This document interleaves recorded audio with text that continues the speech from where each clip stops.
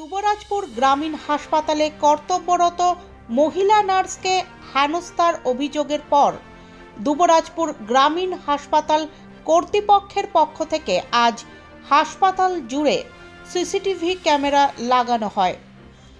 যদিও বা আগে হাসপাতালের ভেতরে সিসি ক্যামেরা লাগানো হয়েছিল, তবে হাসপাতালে কোনো অপ্রীতিকর ঘটনা এড়াতে আরও 7টি সিসি ক্যামেরা লাগানো হয়। দুবরাজপুর ব্লক স্বাস্থ্য আধিকারিক ডাক্তার সালমান মণ্ডল জানান, রোগী এবং হাসপাতালের চিকিৎসক ও স্বাস্থ্যকর্মীদের নিরাপত্তা সুনিশ্চিত করতে সিসি ক্যামেরা লাগানো হয়েছিল।